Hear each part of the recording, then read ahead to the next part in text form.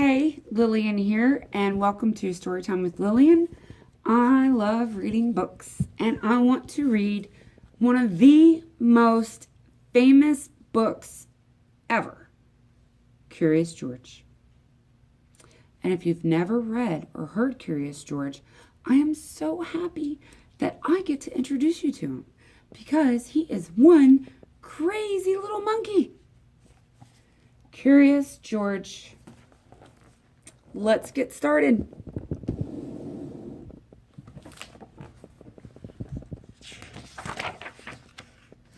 Curious George by H.A. Rey.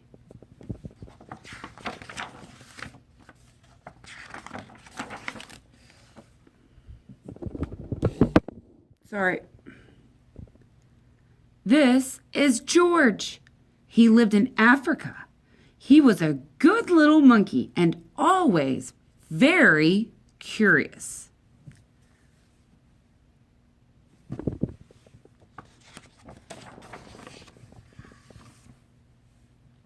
One day, George saw a man. He had on a large yellow straw hat. The man saw George too. Wait! Oh, sorry. What a nice little monkey, he thought. I could like to take him home with me. He put his hat on the ground, and of course George was curious. He came down from the tree and looked at the large yellow hat. I'm sorry, I'm messing up.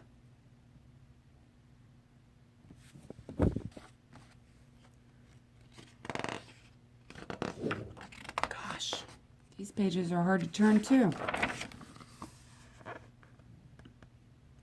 The hat had been on the man's head. George thought it would be nice to have it on his head. He picked it up and put it on.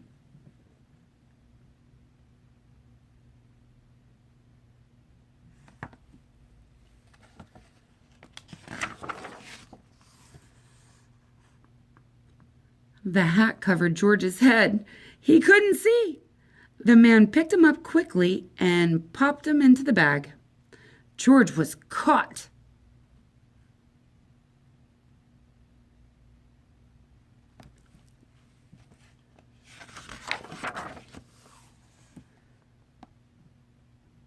The man with the big yellow hat put George into a little boat, and the sailor rowed them both across the water to the big ship. George was sad, but he was still a little curious.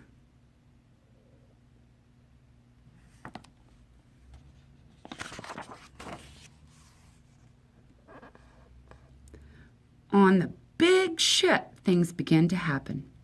The man took off the bag. George sat on a little stool, and the man said, "George, I'm going to take you to a big zoo in a big city. You will like it there. Now run along and play, but don't get into any trouble." George promised to be good, but it's as easy for little monkeys to forget.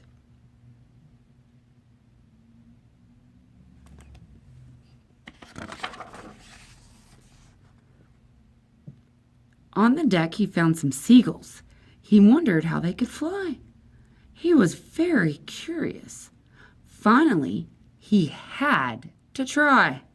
It looked easy, but are monkeys supposed to fly? Only in The Wizard of Oz. Oh, what happened? First this, and then this?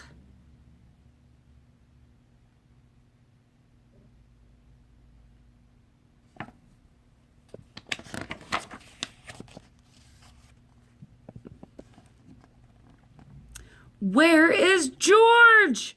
The sailors looked and looked. At last they saw him struggling in the water and almost all tired out.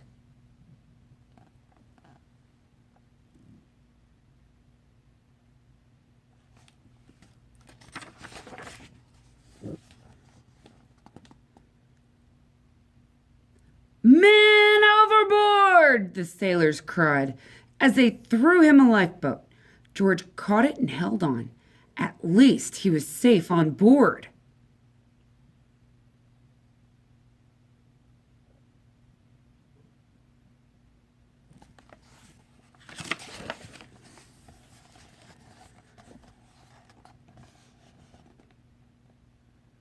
After that, George was more careful to be a good monkey until at last the long trip was over.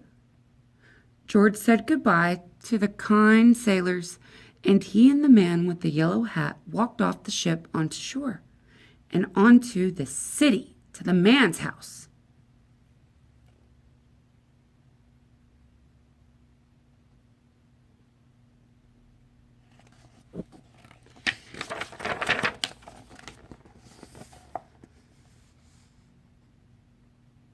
After a good meal and a good dessert, George felt very tired.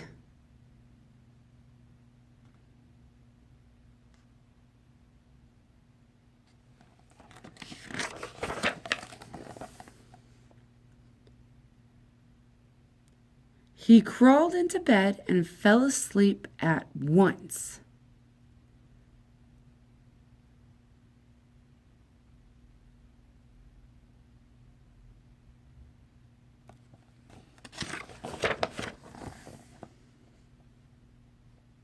The next morning, the man telephoned the zoo.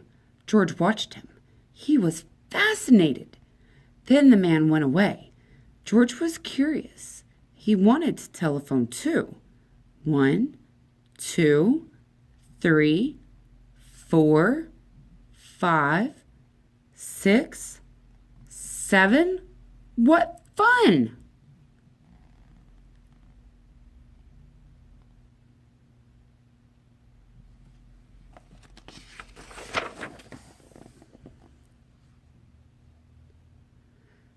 Ding-a-ling-a-ling-ling.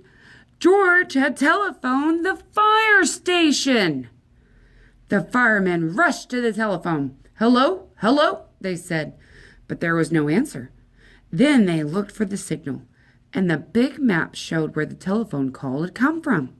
They didn't know it was George. They thought it was a real fire.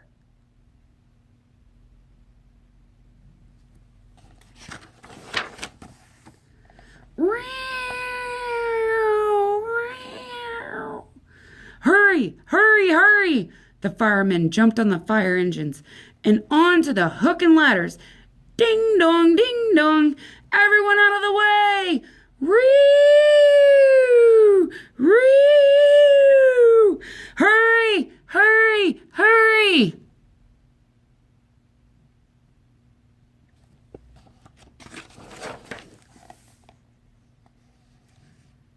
The firemen rushed into the house, and they opened the door, and no fire. Only a naughty little monkey. "Oh, catch him! Catch him!" they cried. George tried to run away. He almost did, but he got caught in the telephone wire. And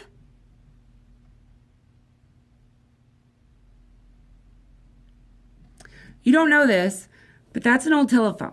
And a long time ago, telephones were hooked to a wire, and then there was the receiver, the one you talked into. Well, back in the day, that was how it was, so he tripped over the wire.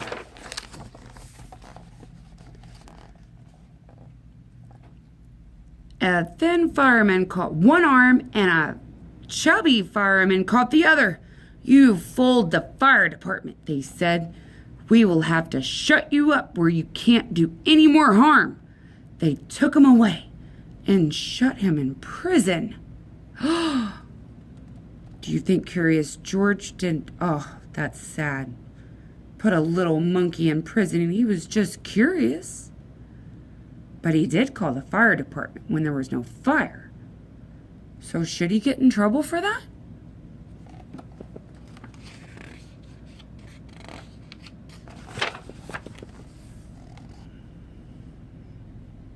George wanted to get out. He climbed up the window and tried the bars. Just then, a watchman came in. He got on the wooden bed to catch George. But he was too big and heavy. The bed tipped up and the watchman fell over, and quick as lightning, George ran out through the open door.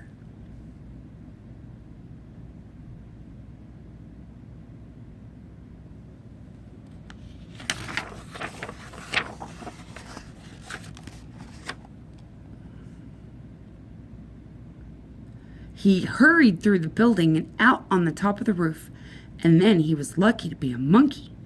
Out he walked and on the telephone wires. Quickly and quickly over the guard's head, George walked away. He was free.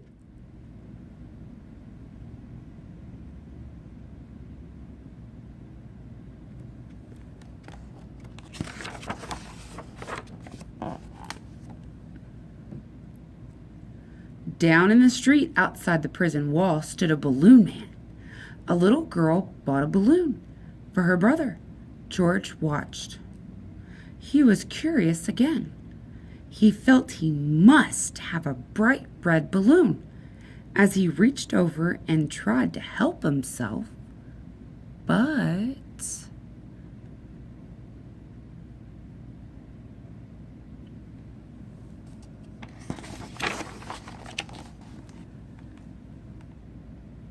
instead of one balloon, the whole bunch broke loose in an instant. An instant means it happened really fast. The wind whisked them all away, and with them went George, holding tight with both of his hands.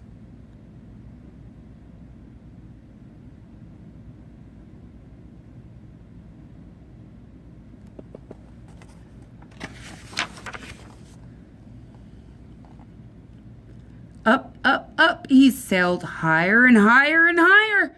The houses looked like toy houses, and the people looked like dolls.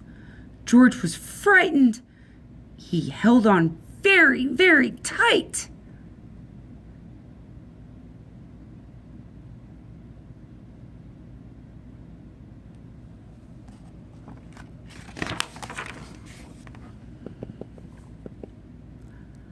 At first, the wind blew in great gusts. Then it quieted. Finally, it stopped blowing altogether. George was very, very tired. Down, down he went, bump onto the top of the traffic light. Everyone was surprised. The traffic got all mixed up. George didn't know what to do. And then he heard someone call, "George!" He looked down and saw his friend, the man with the big yellow hat.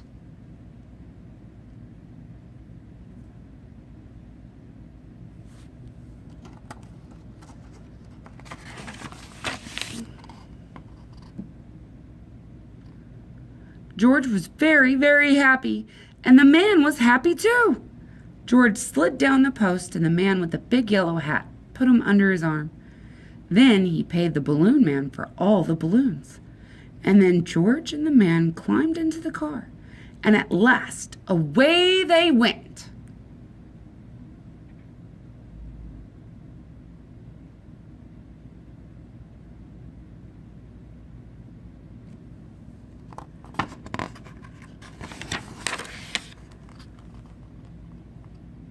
To the zoo! What a nice place for George to live!